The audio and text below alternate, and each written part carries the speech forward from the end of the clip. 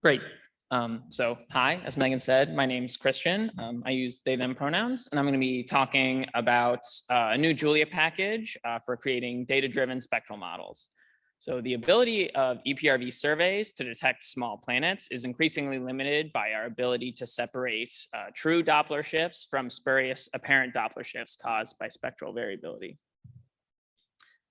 As we've heard throughout the conference, time variable stellar features from pulsations, granulation, and magnetic activity like star spots can change line profiles and depths and affect radial velocity measurements. We also need to account for the imprint of Earth's atmosphere on our ground-based observations. These telluric features, mainly from oxygen and water, blue words of 1 micron, absorb and emit their own light.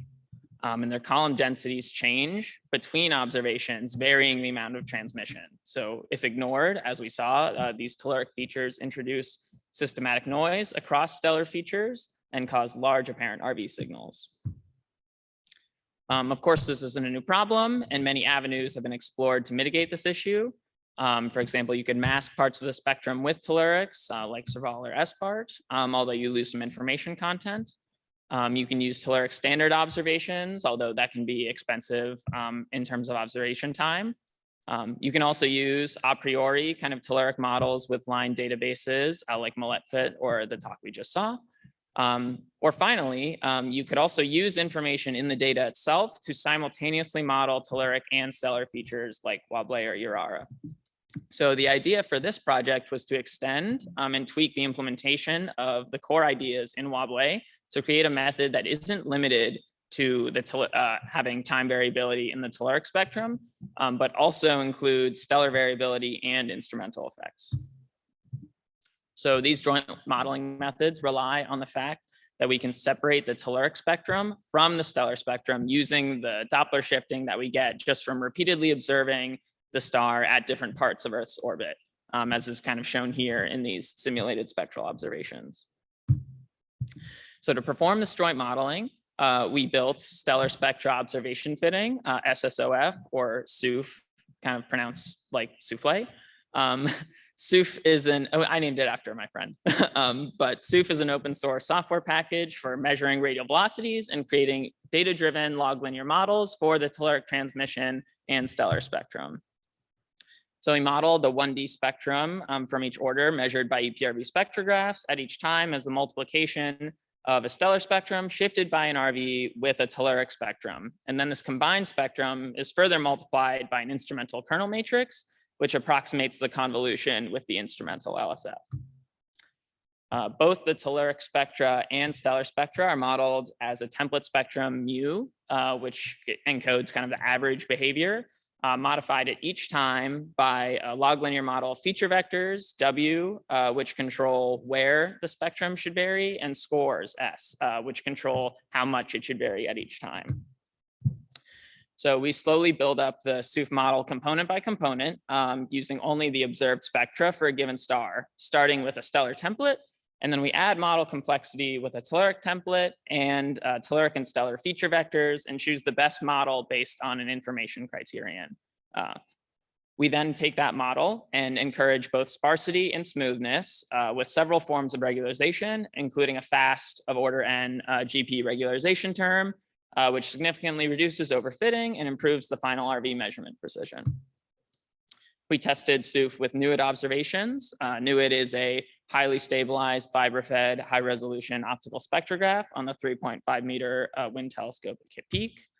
And we looked at NUID data from several stars that have already been mentioned so far at this conference, including HD 26965, a K-dwarf with some stellar variability linked to activity indicators, HD 3651, which hosts an eccentric sub-Saturn and doesn't have that much stellar variability, as well as Barnard's star, an M-dwarf and a common RV standard star.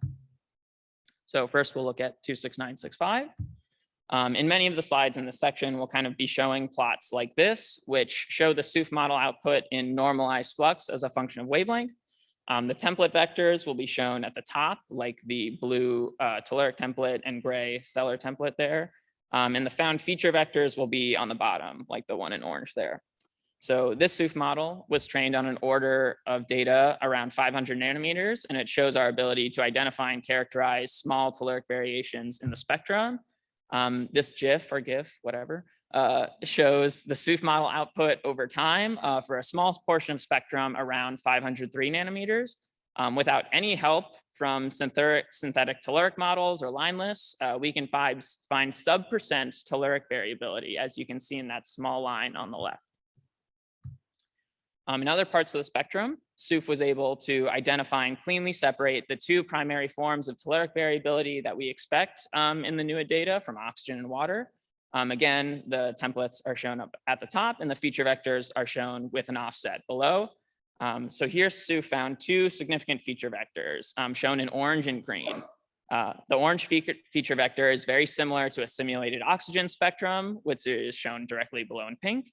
While the green feature vector is very similar to a simulated water spectrum, which is shown in turquoise. And the scores from these feature vectors also kind of encourage that conclusion.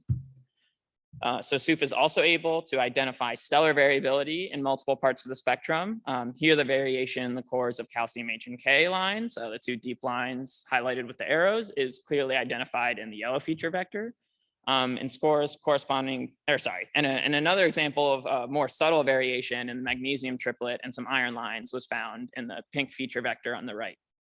The scores corresponding to these feature vectors track very closely with NUID's directed measurements of calcium H and K and can themselves be used as activity indicators. So SOOF can also find both stellar variability and telluric variability in the same parts of the spectrum. So on the left, we show the telluric portion of the model for this order, which includes a water feature vector shown in orange. And on the right, we show the stellar portion of the model for that same order, which includes a feature vector for variations in H alpha, another known stellar activity indicator. So by combining SOOF models from many parts of the spectrum, we can get extremely high precision estimates for the radial velocity. Here we show the overall RV time series for SOOF in orange, along with NUID's CCF-based data reduction pipeline in blue. The root mean square, scatter, and median RV uncertainties are shown in meters, are given in meters per second in the legend there. So our RMS scatter is lower than the CCF-based NUID pipeline by 40 centimeters per second. And our estimated uncertainty is nearly twice as good at 12 centimeters per second. We also analyzed the same data with Serval, a template matching pipeline, which masks portion of the spectrum with tellurics. And our results are in line with theirs, but we can reach that same performance without any prior knowledge of locations of telluric lines. So we then decided to look at 3651, which shows how SOOF performs on a quiet star whose RV signal is dominated by the effects of the planet. And indeed, our RV measurements for 3651 are also excellent and driven by this large known planet signal with similar precision improvements as with 26965. And we are again in agreement with the Serval results with sub 20 centimeter per second single measurement precision. The best fit RV planet model using the SOOF RVs is consistent with previous analyses in the literature, albeit with a slightly larger period. And after subtracting the planet signal, there's only 60 centimeters per second of variability left, which is also consistent with previous analyses that we've seen. Finally, we analyzed Barnard's star, which shows how SOOF performs on an M dwarf with lower flux, whose RV information content is primarily in the redder wavelengths.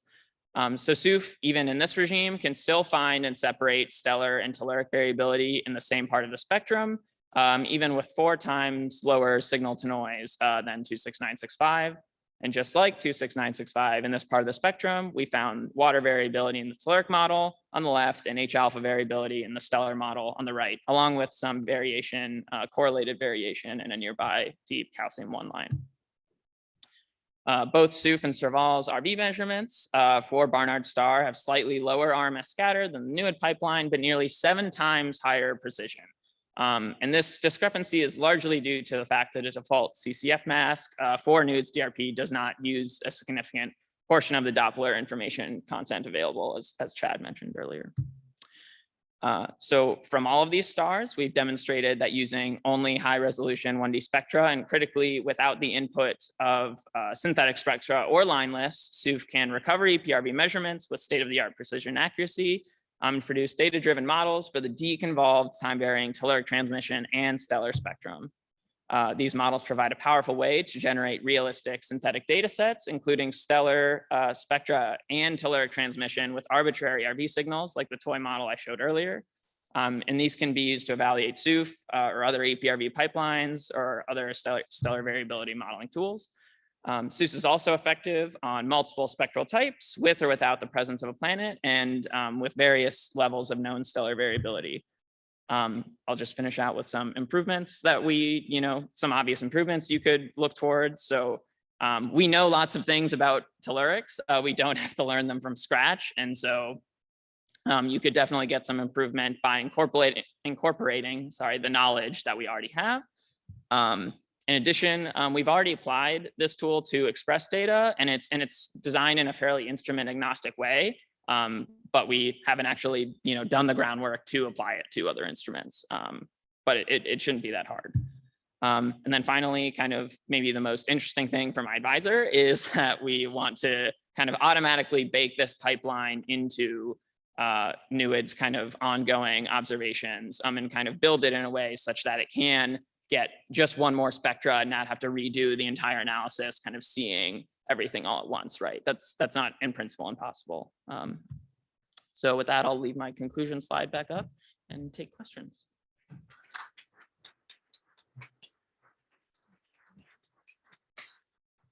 Great, we have time for one question. Xavier? Thanks a lot, very nice talk. So you showed that when you were able to model like the stellar activity spectrum, in that case, you were able to see some variation at the level of the calcium line, at the level of H alpha. Do you see also some variation at other lines, basically, that are not sensitive to, well, or that are not formed in the chromosphere? Because it's really that on these other lines where the velocity information that we have with stellar activity, it's those lines that really create the problem in the end. Yeah, so obviously the lines that have been previously identified are the easiest ones to find, so most of the variation that we were able to identify as actually stellar variability and not just it just looks like a noisy basis vector. We were mostly like, okay, historically there's something here and we know what this is, for really small features that are hard to interpret. They're just hard to interpret. So it's not, we didn't, definitively find any obvious new, premium line that we never knew about, right? But I think that is maybe too much to ask of all the smart, people have been working hard on this for a long time, so. Thank you. Great. Let's thank Christian again.